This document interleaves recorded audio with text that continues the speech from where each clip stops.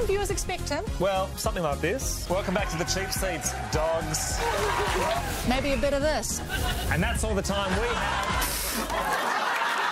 Probably less of this. We don't need the asparagus. And quite a lot of this. So many memories. That was so much better than I remembered. Here they are. Please welcome Mel and Tim.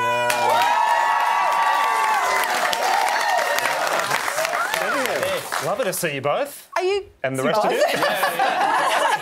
Oh my God, this is terrible. Were you welcoming yourselves? Was there for a second? Sorry, I was reading the auto cue. Sorry. Are you guys excited for the show tonight? Oh, yeah. I was in the green room. I was having a little nap and I got woke up because Josh Giddy walked in. I was like, hello, really? hi. That was exciting. Did you think you were dreaming? Oh, yeah, I think I still am. Nice to see you two.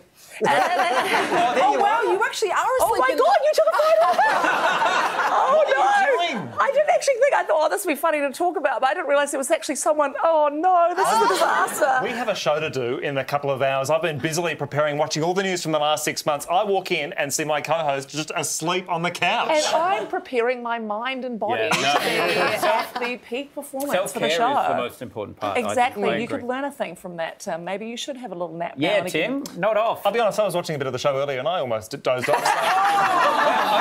It's interesting. Hey, it's interesting you brought our show up Yes. very quickly because so your show is called The Cheap Seats. It is. Now you used to film it in a different studio. We did. And now you've moved to this studio. You're going to be filming right after us, and you use our seats.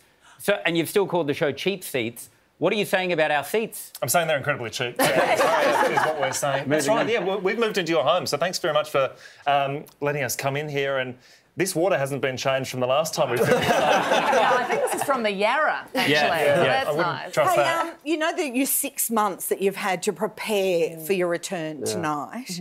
What were the main news stories that you were like, oh, I wish we were on air for this? This is the thing, is that because our show, we only really talk about the last 7 days. You guys, you wouldn't get it. Hard to be topical. But we basically, what will happen is we will finish the show for the year and then all of the funniest news will happen on our break. And there was one story that popped up at the end of January that I was furious that we weren't on air for. What was that? It was this beautiful story that took place in an airport. I think we have a clip of it. Okay. Or we don't. Or maybe we don't have a clip maybe of I was asleep. Where it is? Oh, this is a woman who mistook a I remember this. baggage carousel. Yeah. Beautiful. For an escalator, and when that came up on the news, oh man, I had to, It's a dark day. I just had to take a quiet moment, just a moment of Mel silence. had to have another nap. Yeah, you just woke up, right? Interesting though, she's a Russian woman, and when baggage handlers got her behind the scenes, they opened her up, and inside was an even smaller Russian. Big story. I feel like you haven't referred to the most obvious one that I would have loved to see you guys. The synchronised twins. Do you remember these women? Just a quick reminder. Run, he's got a gun. I mean, surely that's the greatest news story of the last 6 months. It is great, and Tim and I, we only sort of aspire to have that synchronicity. We do talk at the same time sometimes, but we're often saying the opposite for things. So sometimes Mel will say something along the lines of... I love New Zealand. I hate New Zealand. It's an amazing, incredible country, and everyone should go there. Yeah. What's the story there? So we haven't quite nailed it just yet. Now, very quickly, before you go, you've come back just in time for the election. You must be pumped about that. Big time, big time. I don't know if the election's on this week. I just got a couple of million texts from Clive Palmer. I'm just going to get back to him on that.